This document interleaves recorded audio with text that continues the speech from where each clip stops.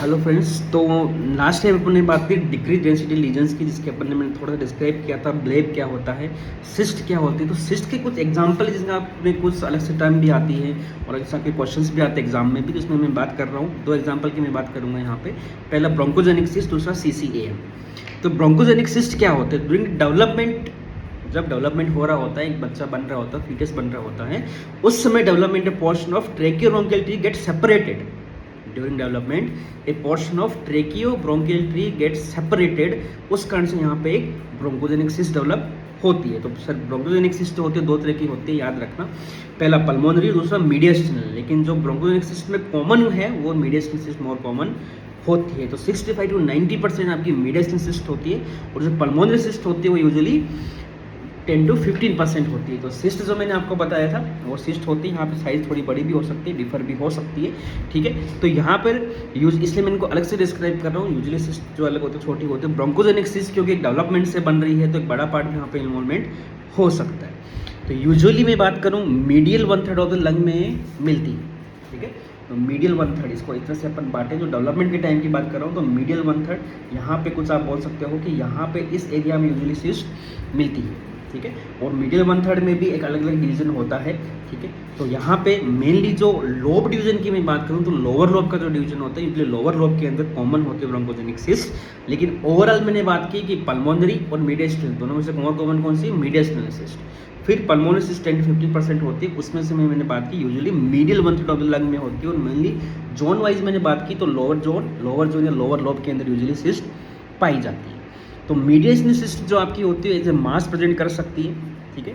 उसके बारे में अपन ज़्यादा बात नहीं कर रहे, अपन मेनली यहाँ पे बात कर रहे हैं इंट्रा पल्मोनरी जो सिस्ट है उसके बारे में अपन बात कर रहे हैं। तो एक मैंने आपको चीज़ बताई थी जिसको मैंने बोला था SPN, सबको याद है? तो SPN is solitary pulmonary nodule. SPN मान सोलिटरी पल्मोनरी नोड्यूल। देखिए मैं आपको वापस डिस्क्राइब कर रहा हूँ, सोलिटरी पल्मोनरी नोड्यूल, ठीक है। तो ब्रोंकोजेनिक सिस्ट भी एज ए SPN आपकी प्रेजेंट कर सकती है। जो इंट्रा पल्मोनरी वेरिएंट मैंने बताया that is present like A SPN, और अनलेस सिस्ट कंटेंस एयर। ये ध्यान रखना है, सिस्ट के अंदर यदि एयर नहीं है, फ्लूइड भरा हुआ है, तो एज ए SPN वो प्रेजेंट कर सकते हैं। यदि फ्लूइड भरा हुआ है और एयर भी साथ में है, दोनों है, तो आपको as a air fluid level भी वो प्रेजेंट कर सकती है। तो सिस्ट के अंदर एक बहुत अच्छा एग्जांपल आपको मैंने बताया ब्रोंकोजेनिक सिस्ट। नेक्स्ट है CCAM, ठीक है। चलिए, तो CCAM क्या होता है? Congenital cystic adenomatoid malformation. Adenomatoid मतलब यहाँ पे कुछ एडिनो मतलब ग्लैंड्स वगैरह पे इन्वॉल्वमेंट यहाँ पे होती है। तो ये भी अपन यहाँ पे सिस्ट की बात करें, ज़्यादा मैं डिजीज़ के बारे में डिस्क्राइब नहीं करूँगा, ठीक है। तो यहाँ पे जो present like a multicystic mass with air in the cyst, ऐसे मैं बोल सकता हूँ यहाँ पे। तो CCAM usually present like a multicystic mass, ठीक है, with air in the cyst के अंदर एयर हो सकता है। अब यहाँ पे 3 प्रकार का होता है, टाइप 1, टाइप 2 एंड टाइप 3। तो साइज के हिसाब से यूजुअली इन्होंने डिवाइड किया है, ठीक है। टाइप 1 है जो लार्ज होती है, 2 to 10 सेंटीमीटर तक की सिस्ट यहाँ पे हो सकती है। 2 to 10 सेंटीमीटर तक की इतनी साइज की लिस्ट यहाँ पे हो सकती है। दूसरा है यहाँ पे लेस देन 2 सेंटीमीटर के सिस्ट जो होते हैं, यहाँ पे मल्टी फ्लूइड लेवल आपको लगता है मल्टीसिस्टिक भी यहाँ पे हो सकती है। और तीसरी जो होती है वो बहुत स्मॉल होती है, जिनको अपन माइक्रोसिस्ट भी बोलते हैं। ये यूजुअली सॉलिड होती है, इनके अंदर यूजुअली फ्लूइड ही भरा होता है, एयर यहाँ पे नहीं होगी। तो ये मास की तरह भी प्रेजेंट कर सकते हैं। मैंने बोला कि जब 2 to 10 सेंटीमीटर साइज है तो उसके अंदर यदि फ्लूइड भरा हुआ है तो as a SPN as a mass की तरह भी ये प्रेजेंट कर सकता है। यूजुअली मल्टीसिस्टिक होता है, ठीक है। तो यहाँ पे मास इफेक्ट भी यहाँ पे आ सकता है। तो कंप्लीटली और पार्शियली एयर फ्लूइड मतलब पार्शियली फिल्ड भी हो सकता है, कंप्लीट फिल्ड होता है एज ए मास प्रेजेंट करेगा और SPN प्रेजेंट करेगा। और यदि थोड़ा सा फ्लूइड कम है तो यहाँ पे वो नॉर्मली भी ऐसा प्रेजेंट कर सकता है। नेक्स्ट में बात कर रहा हूँ यहाँ पे कैविटी, ठीक है। तो कैविटी मैंने क्या बोला? तो कैविटी की डेफिनेशन अब अच्छे से लिख लेना, मैं रिपीट कर रहा हूँ। एयर और gas filled space surrounded by parenchyma. This is the air और gas filled space surrounded by parenchyma और पेरिफेरली बाय द प्लूरा। यदि ये पेरिफेरी में है तो प्लूरा सराउंड भी हो सकती है, with wall thickness of usually more than 2 to 3 mm। Wall thickness यहाँ पे 2 mm या 3 mm से ज़्यादा होगी, कम होगी तो आपकी फिर सिस्ट या फिर ब्लेब में काउंट करेंगे अपन, ठीक है, ठीक है। And more than 2/3 of wall should be visible. More than 2/3 of wall should be visible. More than 2/3 of wall should be visible यहाँ पे होनी चाहिए, और साइज जो होती है यूजुअली मोर देन 2 सेंटीमीटर यहाँ पे होती है। सिस्ट की साइज मैंने बताया था यूजुअली लेस देन 2 सेंटीमीटर होती है, और यहाँ पे जो साइज लेस देन 1 सेंटीमीटर होती है सिस्ट, बस 1 to 2 आप मैक्सिमम मान सकते हो। तो सिस्ट यूजुअली जो केविटी यूजुअली है मोर देन 2 सेंटीमीटर यूजुअली यहाँ पे होती है। तो केविटीज़ के अंदर बात करूँ तो दो तरह की यूजुअली डिस्क्राइब करते हैं, thick walled cavity and thin walled cavity. तो एक डीडीज यहाँ पे बनता है, आपको पूछते हैं डीडीज कि थिक वॉल्ड केविटी का मतलब जरूरी नहीं है वो केविटी ही हो, तो मैं एग्जांपल आपको बता रहा हूँ। तो पहले मैं बात कर रहा हूँ थिक वॉल्ड केविटीज़। तो यहाँ पे 4 एग्जांपल मैं आपको बताऊंगा। पहला, एक्टिव केविटी जो होती है, जो ट्यूबरक्लोसिस की जो केविटीज होती है वो थिक वॉल्ड केविटी होती है। देखो मैं एग्जाम्पल के लिए आपको दिखा देता हूँ, ये आपको दिख रहा होगा, ठीक है। जो एस्पिन मैंने बताया था उसके ऑपोजिट में यहाँ पे आप देखिए, दिस इज द वॉल, एक वॉल यहाँ पे आपको दिख रहा है, राउंडेड दिख रहा है, बीच में यहाँ पे कुछ एयर दिख रहा है, लेकिन साथ में अंदर सॉलिड भी दिख रहा है। तो हो सकता है वो एस्परजिलोमा साथ में हो, बीच में यहाँ एयर आपको दिख रही है जिसको अपन एयर क्रिसेंट साइन बोलते हैं, और साथ में यहाँ पे एक वॉल आपको दिख रही है, पूरी नहीं दिख रही, इधर रिब है या कुछ हाइलम आ गया, इस कारण से आपको पूरी वॉल नहीं दिख रही है, लेकिन यहाँ से यहाँ तक आपको वॉल दिख रही है। तो more than 2/3 wall is visible. देखिए अगेंस्ट द वॉल, आप देखिए more than 2/3 wall is visible. This thick walled cavity, this can be active. आप थिक वॉल्ड आप बोलो, साथ में पेरिकेविटी कंसोलिडेशन यहाँ पे मिल रहा होता है, आप बोलेंगे this is active tuberculosis, this is active cavity. दूसरा होता है इन्फेक्टेड बुल्ला। मैंने बोला कि जो बुल्ला होता है उसकी साइज़ भी वेरिएबल होती है, मोर देन 2 सेंटीमीटर साइज़ यहाँ पे होती है। ब्लेब जो होता है उसकी size less than 1 centimetre usually अपन मानते हैं, bleb size less than 2 centimetre यहाँ पे मानते हैं, और बुल्ला की साइज़ होती है मोर देन 2 सेंटीमीटर पर मानते हैं। जब बुल्ला इन्फेक्टेड होता है तो उसकी वॉल के अंदर इन्फेक्शन होता है, वॉल के अंदर इन्फ्लामेशन हो जाता है, और यहाँ पे वॉल की थिकनेस थोड़ी बढ़ जाती है, तो वो आप उसको समझ सकते हो कि केविटी होगी, लेकिन नहीं, उसको आपको साथ में एम्फाइसीमा कहीं ना कहीं मिलेगा, और आपको उतने फीचर्स वहाँ पे नहीं मिलेंगे, जैसे इन्फेक्शन है, वेट लॉस है, जो एक्टिव टीबी के फीचर्स आपको नहीं मिलेंगे, खाली वो पड़े रहेंगे, थिकनेस ऐसे रहेगी, लगा कि केविटी नहीं, कुछ ज़रूरी नहीं है वो केविटी हो। तो इसलिए थोड़ा सा आपको पेशेंट की हिस्ट्री और उसके फीचर्स लक्षण के हिसाब से भी आपको देखना पड़ेगा। तीसरा, इन्फेक्टेड सिस्ट। अब आप बोलोगे सर ये तो केविटी में सिस्ट बना रहे हो आप, लेकिन सर ऐसा हो सकता है कि एक सिस्ट हो उसके अंदर इन्फेक्शन हो गया। यूजुअली सिस्ट होते हैं स्टेराइल होते हैं, कोई कनेक्शन नहीं होता, यदि ब्रोंकियल कनेक्शन वहाँ पे हो गया किसी कारण से, तो वहाँ पे इन्फेक्शन हो गया, तो वो वॉल आपको वहाँ पे थिक दिख सकती है। और चौथा है air fluid level.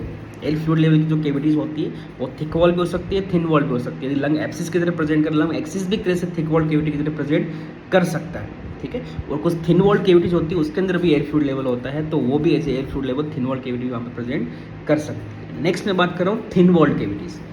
Thin wall cavities में 2 एग्जांपल मैं आपको देता हूँ। पहला, ओल्ड हील्ड केविटी जो होती है, पोस्ट ट्यूबरकुलर की मैं बात कर रहा हूँ, पोस्ट प्राइमरी टीबी की मैं बात कर रहा हूँ। पेशेंट है, उसने ट्रीटमेंट ले लिया है, कई बार सेल्फ हीलिंग हो गई तब भी ऐसा हो सकता है। तो ट्रीटमेंट लेने के बाद में जो केविटी हो गई, तो केविटी का जो इन्फ्लेम्ड पार्ट होता है वो खत्म हो जाता है, इन्फ्लेमेशन खत्म हो जाता है, और यहाँ पे फाइब्रोसिस स्टार्ट हो जाता है। फाइब्रोसिस होने के कारण जो वॉल है वो बिल्कुल थिन हो जाती है, जिसको अपन थिन वॉल केविटी एग्जाम्पल में लेते हैं।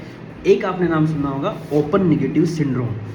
ओपन नेगेटिव सिंड्रोम क्या होता है, एक पेशेंट था जिसने टीबी का इन्फेक्शन हुआ, उसके अंदर जो कैसिस मटेरियल यहाँ पे जमा हुआ था, ब्रोंकियल कनेक्शन यदि वहाँ पे हो गया तो कैसिस मटेरियल पूरा स्लफ आउट हो जाता है, और अंदर जो वॉल है वो एपिथेलाइज्ड हो जाती है, उसको फिर भी ब्रोंकियल कनेक्शन वहाँ पे अभी भी है, समझना आप इस चीज़ को। थिन वॉल हो गई, एपिथेलाइजेशन हो गया, कोई वहाँ पे एक्टिव इन्फेक्शन अभी वहाँ पे नहीं है, लेकिन ब्रोंकियल कनेक्शन अभी भी वहाँ पे है, इसको अपन बोलते हैं ओपन नेगेटिव सिंड्रोम। मतलब कैविटी ओपन है, ब्रोंकियल कनेक्शन है, लेकिन वहाँ पे कोई इन्फेक्शन नहीं है, इसलिए इसका नाम इसे दिया गया ओपन नेगेटिव सिंड्रोम। एक पुरानी एंटिटी है, लेकिन आपको याद रखना पड़ेगा कि थिन वॉल केविटी का एग्जाम्पल ये भी होता है। अब मैं केविटीज़ के एग्जाम्पल की ओर बात कर रहा हूँ, तो आप इसको जो न्यूमोनिक याद कर सकते हो, CAVITY, C फॉर कैंसर। तो कैंसर के अंदर ब्रोंकोजेनिक कार्सिनोमा में याद रखना, squamous cell carcinoma is the most common cause of cavitation, ठीक है। तो यहाँ पे केविटेशन जो कॉज होता है स्क्वेमस सेल कार्सिनोमा का, एक मास है और बीच में यहाँ पे केविटी बन गई, तो एक तरह से थिक वॉल्ड केविटी दिखता है वो, तो मास के अंदर केविटेशन हो गया, तो वो कौन सा कैंसर होगा, यूजुअली स्क्वेमस सेल कार्सिनोमा पे याद रखना है।